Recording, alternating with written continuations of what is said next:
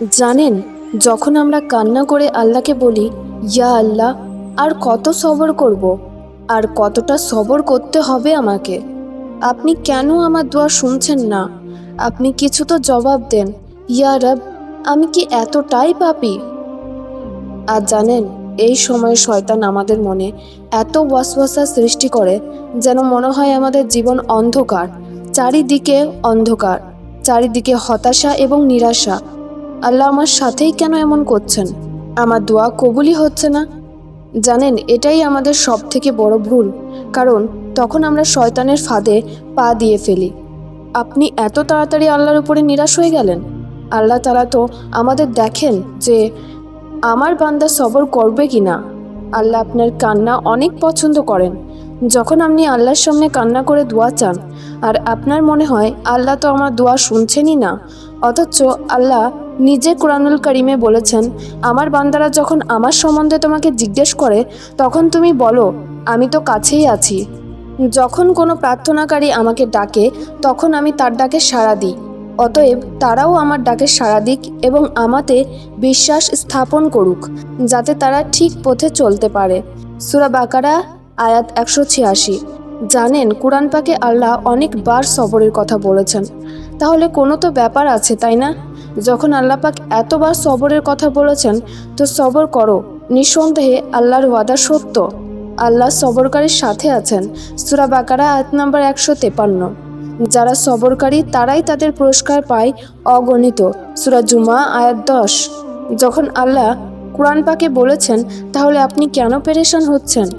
আপনি যত বেশি আল্লাহর উপর ভরসা করবেন, আপনার পক্ষে ধৈর্য ধারণ তত বেশি সহজ হবে। আল্লাহর পক্ষ হতে নির্ধারিত প্রতিটা বিষয়ই আপনার প্রতি সুবিচার। প্রয়োজন শুধু আপনাকে তার প্রতি আস্থাশীল ও নির্ভরশীল হওয়া এবং তারই উপর ভরসা করা।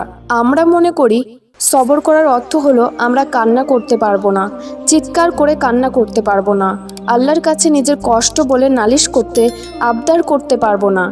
এই যে সবরের অর্থ আমাদের বলা হয়েছে, এই অর্থগুলি ভুল। সবরের অর্থ এই নয় যে আপনি আপনার ইমোশনগুলো প্রকাশ করতে পারবেন না। আপনি মানুষ, আপনি কান্নাও করবেন, চিৎকারও করবেন, আপনি দুর্বলও হয়ে যেতে পারেন। তফাৎ শুধু এতটুকু যে যখন আপনি সবর করেন, তখন এই সব কিছু আপনি আল্লাহর সামনে প্রকাশ করেন। আপনি কাঁদেনও আল্লাহর সামনে আর নালিশও করেন আল্লাহর সামনে। সুতরাং এতটাও শক্ত হয়ে যাবেন না যে ভিতরে ভিতরে গুমড়ে মরতে হয়। যদি আপনি এমন করেন, তাহলে সবর করা আপনার জন্য মুশকিল হয়ে যাবে আর আপনি ভেঙে পড়বেন। নিজের আল্লাহর জন্য সবর করো। আমরা সবর করতেই জানি না, নিজের রবের জন্য কিভাবে সবর করবেন? জীবনে প্রবল তুফানেও মজবুতির সাথে দাঁড়িয়ে থাকা, রবের প্রতি আস্থা রাখা, এটা ভেবে যে এই তুফান আমার রবের পক্ষ হতে এসেছে। আল্লাহ না চাইলে এই তুফান আমার কিছুই করতে পারবে না। আর এই জীবনের তুফান থেমে না যাওয়া পর্যন্ত আল্লাহর উপর ভরসা রেখে শক্তভাবে দাঁড়িয়ে থাকতে হবে। কারণ এই তুফান থেমে যাওয়ার পরেই সেই সময় আসবে যখন আকাশটা পরিষ্কার হয়ে যাবে। মানুষকে ভয় পাবেন না, আর না মুশকিল সময়ে ঘাবড়াবেন। যা করবেন রবের উপরে ভরসা রেখে করবেন। এমন সময়ও আসবে যে আপনার রক্তের সম্পর্কে মানুষও আপনাকে খুব কষ্ট দেবে। তখন ইউসুফ আলাইহিসসালামের কথা চিন্তা করবেন, যিনাকে তিনার আপন ভাইয়েরা কূপে ফেলে দিয়েছিলেন। যদি কেউ আপনার নামে মিথ্যা অপবাদ দেয়, তাহলে আয়েশা রাদিয়াল্লাহু আনহুর কথা চিন্তা করুন। তিনার জন্য শহর জুড়ে কুচ্ছা রটানো হয়েছিল। নবীজি তিনাকে তিনার বাবার বাসায় রেখে দিয়ে এসেছিলেন। আম্মাজান আয়েশার আপন পিতামাতাও তিনার সাথে কথা বলতেন না, তিনি শুধু কান্না করতেন। সে 40টা দিন আয়েশা রাদিয়াল্লাহু আনহুর জন্য ছিল অত্যন্ত কষ্টের। নির্দোষ হবার পরেও তিনি সবার চোখে দোষী হয়ে গিয়েছিলেন। এই জন্য আল্লাহ সুবহানাহু ওয়া তাআলা কুরআনুল কারিমে বলেছেন, মানুষের কথা শোনা মাত্রই উত্তেজিত হয়ে যেও না। আপনারা যখন কারোর জন্য কিছু শুনবেন, তখন সেই শোনা কথায় কখনো কাউকে বিচার করবেন না। আগে এটা জানার চেষ্টা করবেন কথাটা কি সত্যি নাকি মিথ্যা। কারো মনে কষ্ট দেওয়া থেকে বিরত থাকবেন, কারণ পৃথিবীতে এমনও কিছু মানুষ আছে যাদের দীর্ঘশ্বাসটুকু আল্লাহ কবুল করে নেন। যদি আপনার আপন পিতামাতা আপনাকে না বুঝে আপনার বিরুদ্ধাচরণ করে, তাহলে ইব্রাহিম আলাইহিসসালামের কথা মনে করবেন। তিনার আপন পিতা তিনাকে আগুনে নিক্ষেপ করেছিলেন। যদি সবাই আপনাকে নিয়ে হাসি ঠাট্টা করে, বিদ্রূপ করে, তাহলে আমাদের নবী হযরত মুহাম্মদ সাল্লাল্লাহু আলাইহি ওয়াসাল্লামের কথা মনে করবেন। মানুষ তিনাকে উম্মাদ বলতো, পাগল বলতো, হাসি ঠাট্টা করত। দিনের দাওয়াত দিতে গিয়ে তিনি মার পর্যন্ত খেয়েছেন। কাফির কুল তিনাকে পাথর মেরে রক্তাক্ত করে দিয়েছিলেন। এত রক্ত ঝরেছিল দিনের নবীর যে তিনার পা থেকে জুতো খুলছিল না। কাফেররা সবসময় তিনাকে নিয়ে ঠাট্টা বিদ্রুপ করতেন, তিনাকে জাদুকর বলতেন।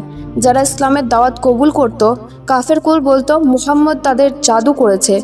কত শত কষ্ট সহ্য করেছেন আমার প্রিয় নবী, তিনার কথা স্মরণ করবেন, দেখবেন ধৈর্য ধরা সহজ হবে। আল্লাহ প্রত্যেকটা নবীকে পরীক্ষা করেছেন, আল্লাহ আপনাকেও পরীক্ষা করছেন। আল্লাহ তো কোরআনে বলেছেন, আমি অবশ্যই তোমাদের পরীক্ষা করব জান ও মালের ক্ষয়ক্ষতি দিয়ে। তাহলে আপনি কেন ধৈর্য ধরতে পারছেন না? মানুষ আপনাকে আপনার দুর্বল সময় ছেড়ে চলে যাবে, বন্ধুরাও তখন আপনাকে ছেড়ে চলে যাবে যখন আপনার তাকে সব থেকে বেশি প্রয়োজন হবে। কিন্তু জানেন, এটা শাস্তি নয়, বরং আল্লাহর অনেক বড় একটা নিয়ামত। কারণ তখন আল্লাহ আপনাকে প্রতিটা মানুষের আসল রূপ দেখিয়ে দেয়। সুতরাং ওই সময় আপনি কিছুতেই নিরাশ হয়েন না। মানুষ আপনাকে এটাও বলবে যে কি হবে সবর করে, যখন সেটা পাবেই না। মানুষ এটাও বলবে যে সবর করে কিছুই হবে না। মানুষ আপনাকে প্রলোভনা দেবে। আর জানেন কেন? কারণ এটা আপনার জন্য সবথেকে বড় পরীক্ষা। দুনিয়াতে যে আল্লাহ ছাড়া কেউ আপন নয়, এটা আপনি প্রতিটা পদক্ষেপে বুঝতে পারবেন। যাদের জন্য ভাবতেন যে দুনিয়া উল্টে গেলেও এই মানুষগুলো কখনো পরিবর্তন হবে না, তারা আপনার বিশ্বাস ভেঙে দেবে। আপনার কঠিন সময়ে তারাই সবার আগে পাল্টে যাবে।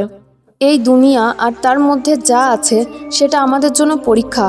আপনিও জানেন আর আমিও জানি যে আমরা দুনিয়াতে ক্ষণিকের জন্য আছি, তবুও আমরা দুনিয়ার মধ্যে ডুবে আছি। সবরের জন্য কিছু কথা আপনি আপনার আঁচলে বেঁধে নিন। কখনো মানুষের সামনে নিজের কষ্টের কথা বলবেন না। অনেক বেশি কান্না আসলে তাড়াতাড়ি করে জায়নামাজে বসে পড়ুন আর মন খুলে কান্না করুন। যতটা ইচ্ছে কাঁদুন।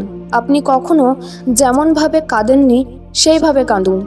কখনো আপনার বিশ্বাসের কথা মানুষকে বলবেন না, তারা আপনাকে ডিমোটিভেট করে দেবে। কখনো মানুষকে আপনার দুয়ার ব্যাপারে বলবেন না, না হলে মানুষ আপনার মনকে অন্যদিকে ঘোরানোর চেষ্টা করবে আর আপনার দুয়ার মধ্যে ইয়াকিন কমে যাবে, ভরসার জায়গা নড়বড়ে হয়ে যাবে। কখনো মুখে এই কথা উচ্চারণ করবেন না যেটা আল্লাহকে আপনার উপর নারাজ করে দেবে। যখন বলবেন ভালো কথা বলবেন, যখন ধারণা করবেন ভালো ধারণা করবেন, মন্দ ধারণা করবেন না। কোনো ব্যাপারে সিদ্ধান্ত নেওয়ার আগে ভেবে চিন্তে সিদ্ধান্ত নেবেন।